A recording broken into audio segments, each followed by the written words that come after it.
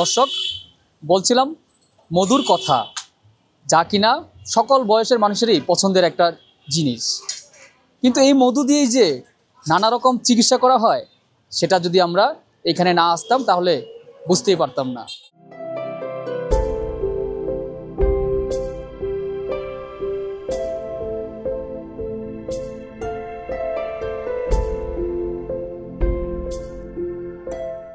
আজকে আপনাদেরকে দেখানোর চেষ্টা করব এবং তার কাছ থেকে জানার চেষ্টা করব মধু দিয়ে তিনি আসলে কি ধরনের চিকিৎসা করে থাকেন। মধু একটা বড় জিনিস, ভদ্র জিনিস, ভালো জিনিস। ভদ্র এই জন্য বলবো, কেউ মধু খেয়ে উত্তপ্ত হয় না, বরঞ্চ ঠান্ডা হয়, ব্রেন খুলে, ব্রেন প্রসারিত হয়, যার ফলে সে ভদ্র থাকে। আর যখন ব্রেন প্রসারিত বা মার্জিত ভদ্র ব্যবহার না করে, তখনই লোকটা অভদ্র হয়। অতএব কেউ যদি পাগলামি করে, দুষ্টামি করে, অসভ্যতা করে, তাকে মধু খাওয়ান, সে ভদ্র হয়ে যাবে।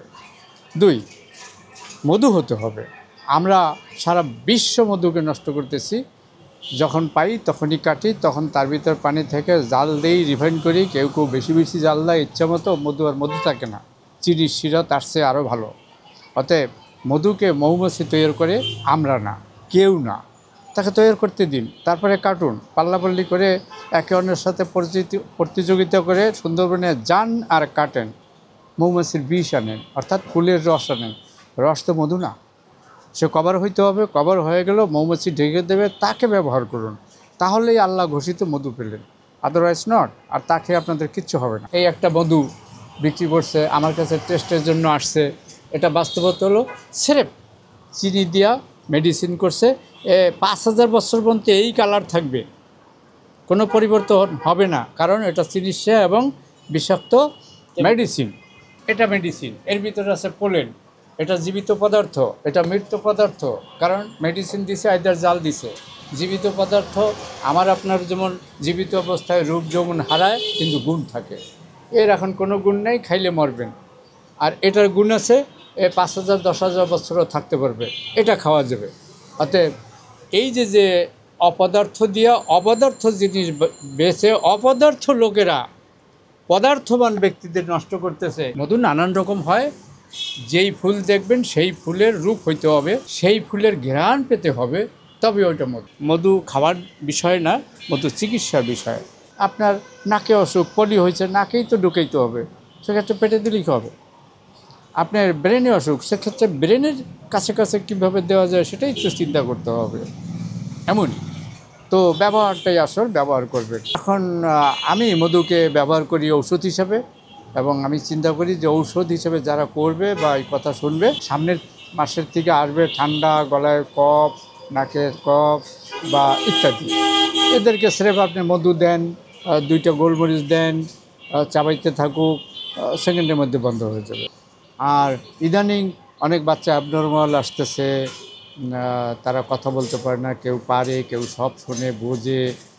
তাদের জন্য আমি আশাবাদী থাকি, দীর্ঘ 5, 7, 10 বছর যদি তার বাপ মা ধৈর্য ধরে তার নাকের এই নাক এবং গলা এর যে উপরের স্তরটা, ওখানে মধুকে পাঞ্চ করতে পারে ডেইলি 3 বার 4 বার, এবং রাত্রে খাওয়াই দিয়া ঘুমায় পড়াইলো, এই মধু তার নাক দিয়া গলা দিয়া যাবে, আসবে ঘ্রাণ। এটার বিনিময়ে সে দ্রুতই কথাবার্তা বলা সম্ভব। যার জীবন আছে তার রূপের পরিবর্তন হবে। মধু জীবন্ত জীব, কাজেই তার রূপের পরিবর্তন হবে। এই ক্ষেত্রে মধু আসবে এইরকম। এটা আমি সরিষার উদাহরণ দিই। এর জমার গুণ আছে, জমে 3 মাস পরে সে আস্তে আস্তে খুলতে থাকবে। যেমন এখানে দেখেন, ওই যে খুলছে, নিচেরগুলো আর খুলবে না। পুরান হলে এরকম হবে, আরও পুরান হলে এরকম হবে, কালো হয়ে যাবে। তো এই কালো সে তো হয়ে গেল, রূপও হারালো, কিন্তু বৃদ্ধ লোকের বয়স হলো, জীবন হারাইছে, যৌবন হারাইছে, তার গুণটা বেড়ে গেছে, মধুরও গুণ বাড়বে, আশা বাড়াবে।